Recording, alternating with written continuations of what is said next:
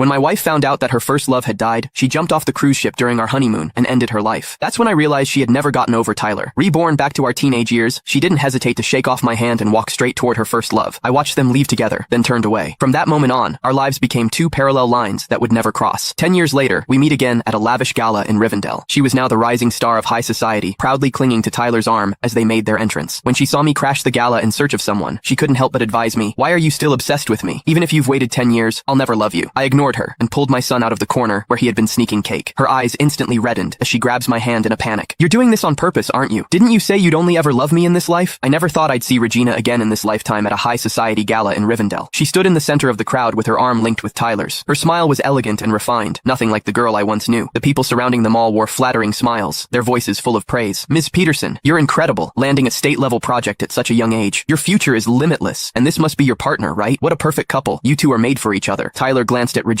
with tenderness in his eyes and said softly, "We're planning to get married by the end of the year. If you're free, we'd love for you all to join us at the wedding." "Congratulations," echoed all around. Then someone asked curiously, "I heard you've been together for 10 years. Why wait until now to get married?" That question caught my attention too. In her last life, Regina loved Tyler so much that she was willing to die for him. After she was reborn, she broke up with me right away. I always thought they would have married soon after graduation. Yet, here they were, still without a marriage certificate. For a brief moment, Regina's smile stiffened. Then, she quickly covered it up with a graceful laugh. "Career first, then family. I just want to give Tyler the best life possible." She gazed at him with such affection that it nearly overflowed. Back when we were together in our previous life, I proposed to her several times. Only after her family pressured her into it did she say yes. It turned out that love and indifference were worlds apart. I was about to leave when I caught sight of a small figure from the corner of my eye. Instinctively, I followed. Crash. Champagne spilled across the floor. A waiter holding a tray glared at me in annoyance. "Where did you come running from? Don't you watch where you're going?" His voice was loud enough to draw everyone's attention. Seeing my face, Regina was stunned. "Daniel, what are you doing here?" I lowered my head and apologized to the waiter. "I'm here looking for someone." Someone nearby asked curiously, "Miss Peterson, you know him?" Her hand tightened slightly around her glass, her expression darkening. "Yes, he's my ex." A whisper broke out from the crowd. "Wait, you two dated? But you and Tyler have been together for 10 years. I thought you were each other's first love." Tyler's smile faltered slightly. Still holding Regina's hand, he said lightly, "That was years ago. We took a break after a nasty fight. Who hasn't made mistakes when they were young?" Regina said nothing. Her gaze flicked past me and landed on the waiter. "Put the damages on my tab. Let him go." Her tone was calm and distant. Aside from that brief moment of surprise, she didn't spare me a single unnecessary glance. It was clear she wanted to draw a line between us in front of Tyler. The waiter quickly shoved me toward the exit. "Miss Peterson's doing you a favor, but don't count on it happening again." His eyes raked over my wrinkled sleepwear with disdain. "You don't belong here. Get out." I shook off his hand and said nicely, "I'm just here to find someone. Once I do, I'll leave on my own." The waiter rolled his eyes. "I've seen plenty like you who try to climb the social ladder. People like you don't belong at this kind of event. Keep this up, and I'll get security right now." "Wait." Regina's voice came from behind him. Holding the hem of her gown, she sighed and looked helplessly at me. "He came here for me. Let me speak with him." Click the link in my bio to get the full story.